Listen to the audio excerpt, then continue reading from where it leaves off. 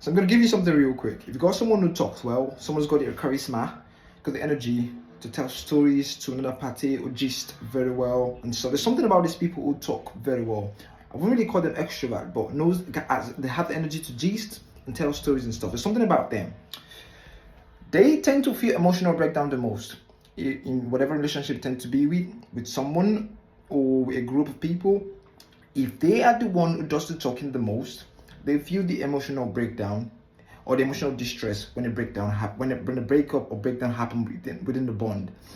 And now this takes us to the point of the video. If you're trying to create an emotional attachment with someone, don't you ever dare think that you talking more to the person, creating different boring stories you think you've got, is going to create the emotional attachment that you want. Instead, you create an atmosphere where they talk more or as equal as you do. It's a mind game and it's psychology. You can't explain it, but that's the truth. It's simple. I'm gonna give you a very sharp and best example.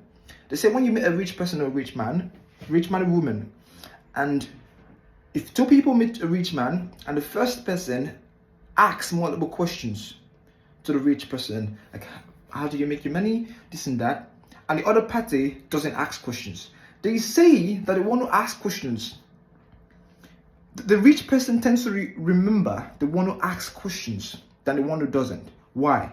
Your questions to the person, to the rich wealthy person, has made the person talk back to you. The fact that you've made the person talk back, explain one or two things, has created an emotional bond between that person and you. The person is going to remember you.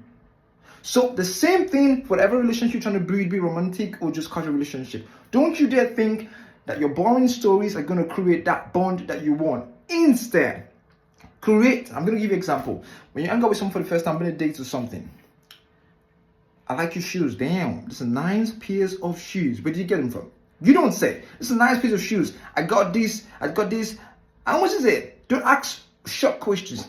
Ask questions that leads to more. Let the person keep talking. When the person keeps talking, it creates that bond mentally that you can't explain, but that's it. I'm gonna give you two more strong instances. The first is, it also works in business. When you walk into a store, you want to win a negotiation on business or something. It gives you the ability to negotiate anything.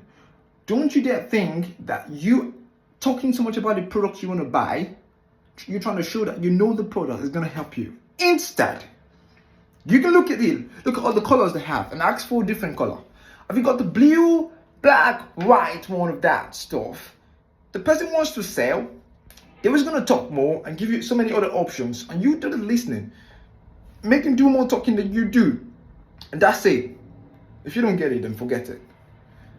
The third instance, best example I'm going to give you, is that when you're in a court and you want to win a case, the fact that, let me give you an hint, the fact that the brain has to find out if, just like babies don't really get to understand what you mean when you're talking to them when they lead to, but they reciprocate the same form of energy you transfer to them. When you're smiling to a baby, they tend to smile back. They don't really get what you're saying. You really get what you mean. When you're in a court, the fact that you give the brain, the opposing party, something to talk about, something to think about, to get your message you're passing, is the strongest form of, what's the word now? It's the strongest form of communication you can ever think of. Not your physical long stories you got to say. It has nothing to do with the mind game at all. If you're in a court, you're trying to win a case. You're trying to prove that A is equals to B. Instead, what you would say, you don't plainly say A is B. That's not mind tricking enough. That's not mind captivating. That's not mind thinking enough. Instead, you say a simple, A is an alphabet. If A is an alphabet, B is an alphabet, that means A and B are both alphabet, that means A is equals to B. It's simple. If you create such scenarios when you're in an interrogation or form of questioning, you give the opposing party a form of message to decode. Trust me, it gives a more higher chance of winning that case other than you saying your blunt ass stories. There's no mind connection in that. I hope this helps you though.